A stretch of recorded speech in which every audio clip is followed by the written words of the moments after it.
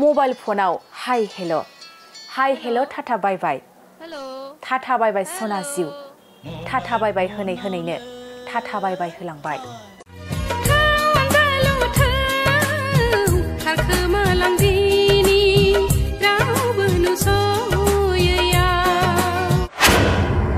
सासे आइजोआ गावनि असे फिसायजों लोगोसे गावनि उन्दै गथ'खौ टाटा बाय बाय होलांबाय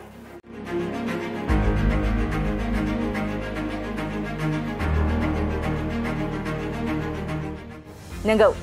नोंथाङा थारखौनो खोनादों फिन आरोबाव सासे बर' आइजोआ गाव जोनोम होनाय उन्दै गथ'खौनो गारनानै खारबाय बिबारि बर' मुंनि सासे बर' आइजोआ गावनि फिसायजों लोगोसे गाव जोनोम होनाय 7 बोसोर बैसोनि सासे उन्दै गथ'खौ गारनानै खारबाय तामुलपुर जिल्लानि सिङाव थानाय गरेश्वर देङाजार दंग'फारा गामिनि मनेश्वर बर'नि बिसि बिबारि बर'आ थांनाय 8 आगस्तनिफ्राय गोमानानै दं फिसाया फोरमायनाय बादिब्ला बिसि बिबारि बर'आ बिखुनजो आरो बिहावखौ बिमायनि फिसाजोनि बार्थडे जानो आरो हाबा जानो थांनि होननानै थगायनानै थांदों होननानै फोरमायदों फिसाय मनेश्वर बर'जों लोगोसे न'खरनि गासै सोद्रोमाफ्रा गथ'नि मोखांखौ नायनानै न' फारसे फैफिननो थाखाय बिबारि बर'खौ खावलायहरदों बेनि अनगायैबो फिसाया गासै रायजो राजाखौ खावलायहरदों बहाब्ला बिबारि बर'खौ नुयोब्ला नैबे 9707783578 जानबुं नम्बराव खौरां हरनो थाखाय खावलायहरदों दाखालि 8 तारिखे निजायनो बहाबा थांदों नामा गोमादोंबो जानो हागौ लोगोसे थांसनदोंबो जानो हागौ सोरदोबा थांसनदोंबो जानो हागौ नाथाय आं दा मिडियायाव रिकुवेस्ट खालामो जे आंनि हिन्जावखौ लाबोफिननो हानाय केपासिटिखौ खालामनो थाखाय आरो लोगोसे आंहा उन्दै गथ' सासे दं लोगोसे स्कुलावबो होयो लांलाय लाबोलाय खालामनोबो डिस्टार्ब जायो आरो लोगोसे आंबो अलरेडि बाहेरायावसो खामानि मावना जायो नालाय गतिके आंबो न'आव थाबाय थानो हाया बेबायदियै नाथाय दा आङो अलरेडि मिडियाफोरनि थाखाय बेखेवना जाबाय जे खोथाखौ जे आङो मिडियाफोरखौ बेनिखायनो लाबोनाय जादों जे आंनि हिन्जावखौ अति सोनखाले जुदि माने थाबैनो हमनानै बा सोरबाफोर लामाफोराव मोनोब्लाबो फट'फोरखौ आपल'ड खालामनाय जादों जे सोरबा हमनानै दोनोबा नाम्बारफोरखौ होनाय जायगायाव फन खालामहरनानै बा आंनि हिन्जावखौ खबर हरनांगौ हमना दोननानै अलरेडि एबसुफोरावबो जनायनो थांदो बा पुलिसफोरावबो जनायनो थांदो माने जिमान थाब हायो सोरबाफोर नुयोब्लाबो बबेबा खामानि मावनाय कम्पानिफोरावबाबो बबेबा सेंग्राफोरजों गिदिंनाय नुयोब्लाबो कन्टेक्ट खालामनानैथ' आं जेबो बुङाखैनो जिहेतु आंनि हिन्जावानो निजायनो थांदो गोमादो जिहेतु हिन्जावखौ मोननांगौ होननानै आं सानो आरो जेनेबा आंनि न'खरनि फारसे बहुद दुखु गोलैना दोङो गथ' खासेयाबो दा गाबबाय थायो आंबोथ' दा बुंनो थाङोबा दा जथेस्थ' गाबबाय दोङो दुखुजों अब्लाबो आङो गोसोखौ हमथानानै दोङो आरो जिहेतु मोनफिनगोन होननानै सोरबाफोर नुयोब्ला खबर हो जे आं इयाव कन्टेक्ट नाम्बार मोनसे होनाय जागोन बे कन्टेक्ट नाम्बाराव जिहेतु सोरबाफोर मोनोब्ला खोन्थाहरबाथाय आं जथेस्थ' मोजां मोनो आरो जेनेबा माब्ला जानाय घटनायाथ' दाखालि 8 तारिखे मथा-मथि बियो आंखौ अलरेडि माबासो बाजियाव 2टासो बाजियाव फन खालामहरदोंमोन 2टा आरोटासो बाजियाव फन खालामहरदों खामानि थानाय समायावनो ओमफ्राय खालामहरबायनि उनाव लोगोसे आङो खामानियाव थानाय समावनो बुंदों जे आं खामानियाव दङ बर्थमान आं सुटि जाथ'वाखैनो ओमफ्राय आंनाव अलरेडि रिसार्ज गैयाबो होनना बुंदों आङो ओमफ्राय दसे थानानै आं होनबाय जे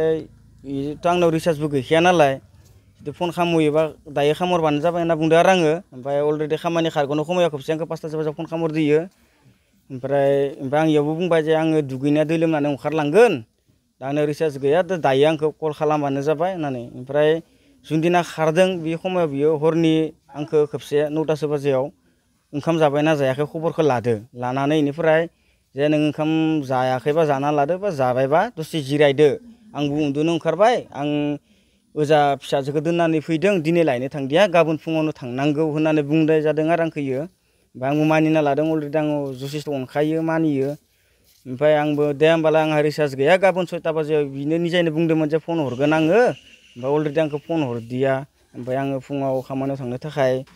ओंखाम ओंख्रि संनानै लाबाय उसुखुथु फनबो हरैजों ओमफ्राय साननानै नायबाय आङो खामानियाव ऐसानो हागोन सुरुबो थादो लासैनो ओमफ्राय रिसार्ज गैया नालाय आंनिया ओमफ्राय दसे थानानै बिबोनाङा फन हरदो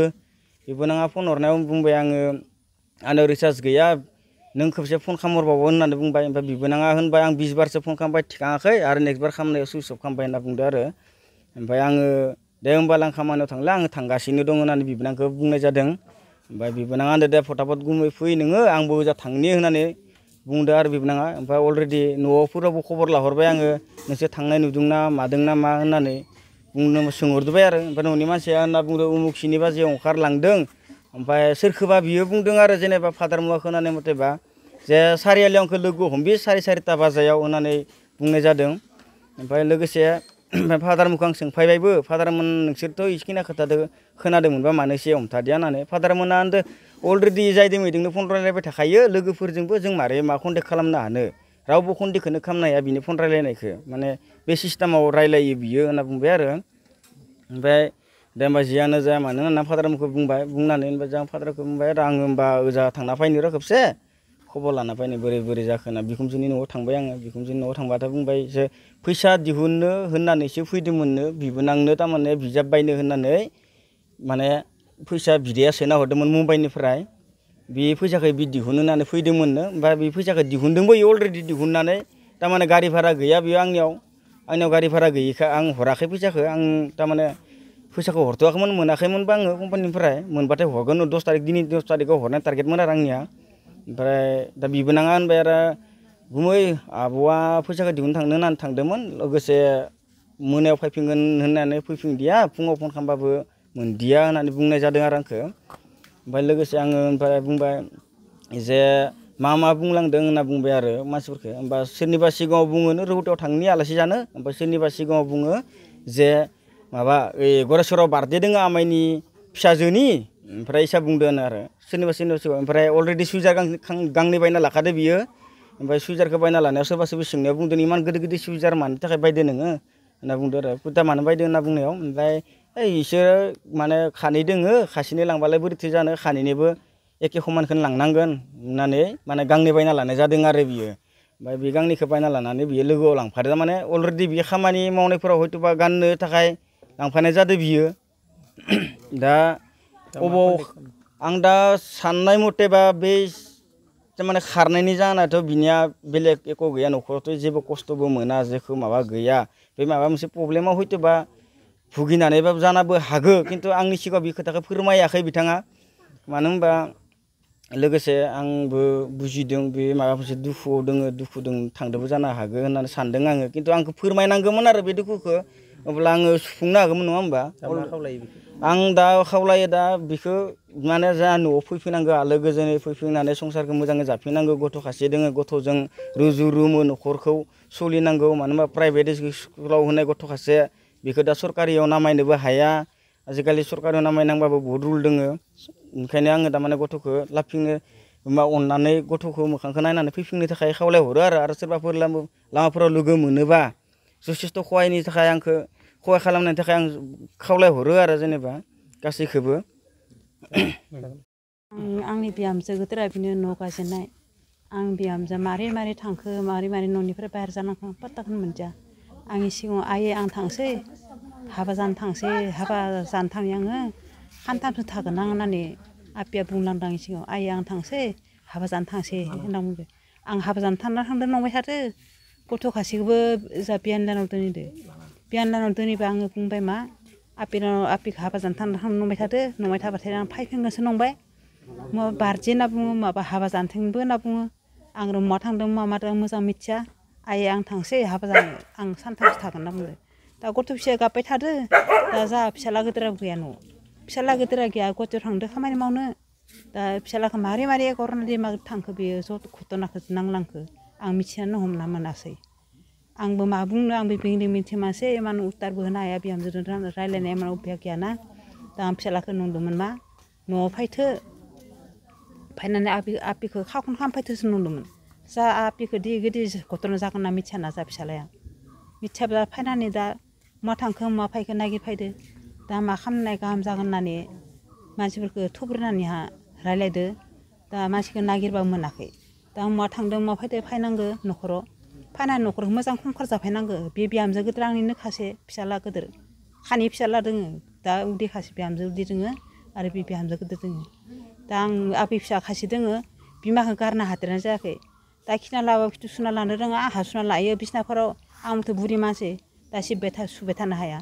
दा गथ' खासे इमान खस्थ' खालामनांगोन दा आं गथ' खासे इमान फिसिनांगोन दा बिफायाबोथ' फुरथि खालामबाय थाया बिफाया हाजिरा खालामलांबाय थानाय मानसि थाखा फैसा गरसेखौथ' गन्थ'लाबनांगोन बेयो गथ' खासेनो गाननो जोमनो कारने खरस खालामनो जानो कारने आं दा मा बुंबावनो आंबो एख' बुंनाय अभ्यास गैया आं इसिनिखौनो बुंनानै दोननाय जाबाय फिसाफोर मोनसे फोसावथाय नोंथांमोननि ओनसोलाव सोरबाफोर ड्राग्स एबा फेग्रा मुवाजों नाख्रेबजानानै थानाय सुबुं दं नामा जुदि नोंथांमोननि ओनसोलाव सोरबाफोर ड्राग्स एबा फेग्रा मुवाजों नाख्रेबजानानै थानाय सुबुं दं अब्ला नोंथांमोननि थाखाय मोनसे मोजां खौरां ड्राग्स एबा फेग्रा मुवाजों नाख्रेबजानानै थानाय सुबुंफोरखौ फाहामथाय होनो थाखाय नोंथांमोननि गेजेराव लानानै फैदों मोनसे रिहाबिलिटेसन सेन्टार जुदि नोंथांनि नखराव आरो नोंथांनि ओनसोलाव सोरबाफोर ड्राग्स एबा फेग्रा मुवाजों नाख्रेबजानानै दं अब्ला नोंथाङा रिहाबिलिटेसन सेन्टाराव फाहामथाय होफैनो हागोन मंगलदै सेनं बामुनपारा दरंआव थानाय रिहाबिलिटेसन सेन्टाराव नोंथाङा ड्राग्स एबा फेग्रा मुवाजों गोदोसोनानै थानाय सुबुंफोरखौ फाहामथाय होफैनो हागोन नोंथाङा नोंथांनि ओनसोलनि फेग्रा मुवाजों गोदोनानै थानाय सुबुंफोरखौ बे रिहाबिलिटेसन सेन्टाराव फाहामथाय होनानै सासे राफोद आरो मोजां सुबुं खालामनो हागोन गोबां बाथ्रा मिथिबावनो थाखाय नोंथाङा 9859262926 60030092706 नैबे होनाय जानबुं नम्बराव खौरां लानो हागोन